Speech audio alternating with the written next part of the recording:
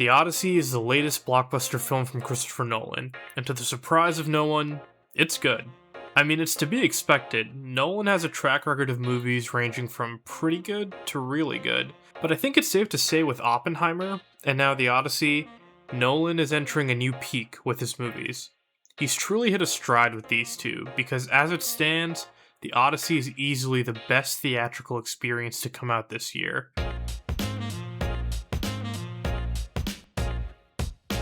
I'm fortunate enough to live right near a theater that has a 70mm IMAX screen, and it blew my mind. And don't let it deter you if you don't have access to one of those screens. Yes, it might have been filmed with that aspect ratio in mind, but I just saw it again on a regular screen, and it was still amazing. Oh, and spoiler warning for everything ahead. Yeah, I know it's based on an ancient story, but not everyone's caught up. With that, let's start with the sheer scale of this production. The entire movie is filmed on location, using well-designed sets, practical effects, and yes, to contrary belief, even some visual effects, to create one of the most immersive movies I've ever seen. At first it might seem like Nolan is going for a more sterile, grounded approach to the visual storytelling. The historical accuracy chuds might complain about this, but keep in mind, this is a story that's been passed down over the ages, told again and again in different forms. It involves the gods, magic, monsters, and classic Greek mythos. But there's a lot within that story that can be explored through different lenses. Yes, Nolan's version of the Odyssey definitely evokes feelings of the contemporary sometimes. However, that just makes the more mythical elements hit that much harder in my opinion.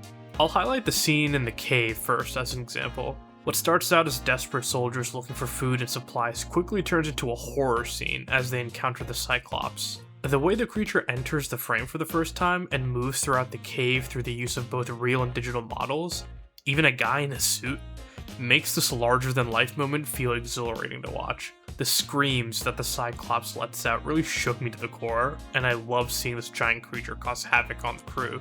This feeling is perpetuated all throughout the movie. The moment with the giants, Circe's island, the destruction of Odysseus' ship, and of course the Trojan War itself, are all presented as grand, which is fitting for an epic like this, and a director like Nolan. Also, I have to say, between the Cyclops scene and the Circe sequence later, I'm seeing a real potential for a Christopher Nolan horror movie. The way we see Circe turn the men into pigs is unnerving as hell to watch. He's got the sauce for a horror/thriller, no doubt. I hope he goes for it, because it would be incredible. There's also the way we see the environments and weather affect Odysseus and his men throughout that add to this sense of scale. It's through this filmmaking approach that Nolan is so glued to that we feel the impact of the gods that are so prevalent in the story.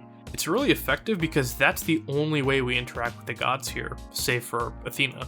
For her importance in this version of the story, we have to get into what really makes me love this movie, which is the core themes of morality, regret, and shame that center around not just Odysseus, but all of civilization.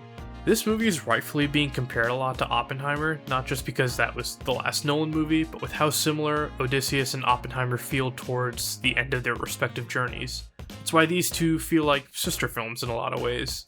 Like Oppenheimer regretting his creation, dooming the world to a nuclear end, Odysseus' arc is centered around the regret and shame he faced for how he chose to win the Trojan War, and how that leads to the end of civilization as he knows it. The horse, or more so what it represents, is this story's version of the bomb. The sanctity of Zeus's law is broken with it. The deceit of a gift leading to all-out war and the destruction of Troy shows that truly nothing is sacred anymore in this world. All throughout the movie, we hear the people of Ithaca talk about people coming from the sea, violating the laws set by the gods, bringing upon the end of the Bronze Age, only for it to be revealed that the threat looming in the horizon is really just the end of human decency and morality that's already been set in place due to Odysseus' defiance of the gods. And this revelation is built up naturally throughout. We see underneath all of Odysseus' strong traits that his defiance doesn't just end with the horse, but continue through to the start of his journey home, with how he treats the Cyclops, risks his men's lives, refuses to honor his dead men properly, and twists the meaning of Zeus's law to his advantage. He's then told he has a chance to get home. Just him, not his men. They don't make it, not just because it's prophesized, but because they too defy the will of the gods, damning themselves to death. It's a genie in bottle situation. Once you show that you can do something like this, others will follow. Odysseus' monologue later explains how we might be able to learn from these mistakes eventually and heal, but history is doomed to repeat itself. I find these parallels between Oppenheimer and the Odyssey really interesting, and might make a whole video in the future focused on it. I've seen a lot of people say that even Tenet fits with these two as sort of a makeshift trilogy. Let me know if that's something y'all would be interested in seeing.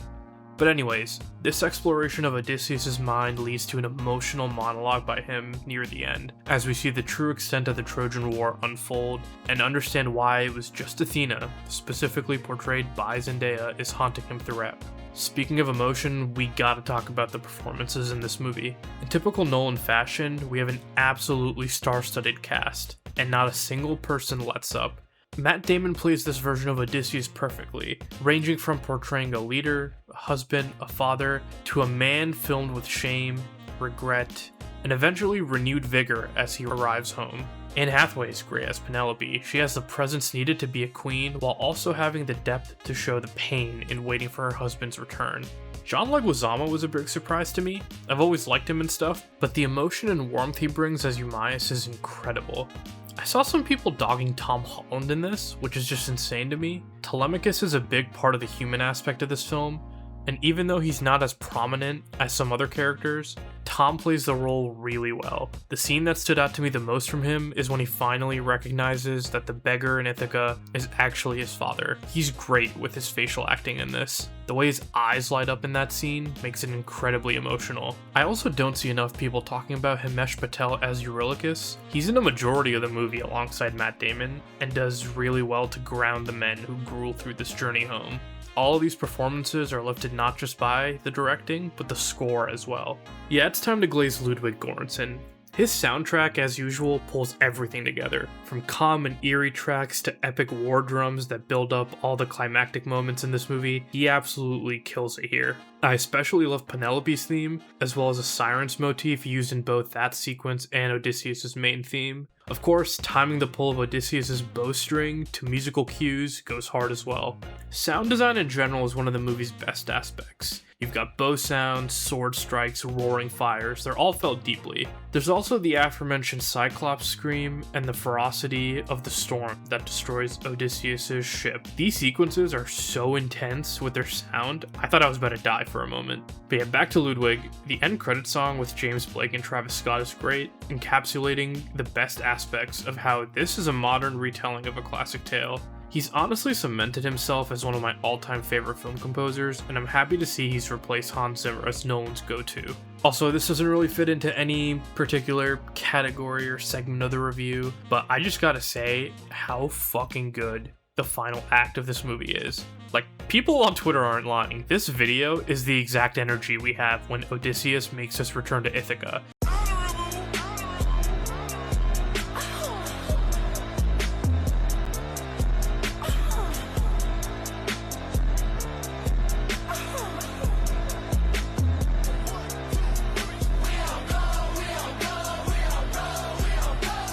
It really rivals the courtroom drama of Oppenheimer. It's that good. Now, all this to say, I don't actually think the movie is flawless. If I had to pick out some issues, the fight choreography sometimes leaves a bit to be desired. I actually thought it was going to be a lot better than it ended up being, because the Telemachus training scene in the beginning looked quite good, but it just kinda ends up faltering a bit in the final act. It's a shame because I think this is one of the few things Nolan has left to improve on. There's some noticeable ADR and some dialogue scenes, and a few modern dialogue choices that do feel out of place. I also think the editing in this movie is not nearly as tight as it was in Oppenheimer. Not bad by any means. I never felt like anything dragged or anything. Just some oddly timed cuts here and there. Still, these all feel minor when compared to just how great the movie as a whole feels to watch. So yeah, I heavily enjoyed this one. I do think it falls short of Oppenheimer. I consider that not only Nolan's best, but one of the greatest movies I've ever seen. However, this is not too far behind, and I was given a lot here that keeps me forever excited to see what Nolan cooks up next. So I'm giving The Odyssey a 9 out of 10. Thank you guys for watching this one. I really enjoy doing the movie reviews here on Side B and want to keep them going, so if you guys like this one, want to hear my thoughts on any other movies of the year, let me know in the comments. Peace.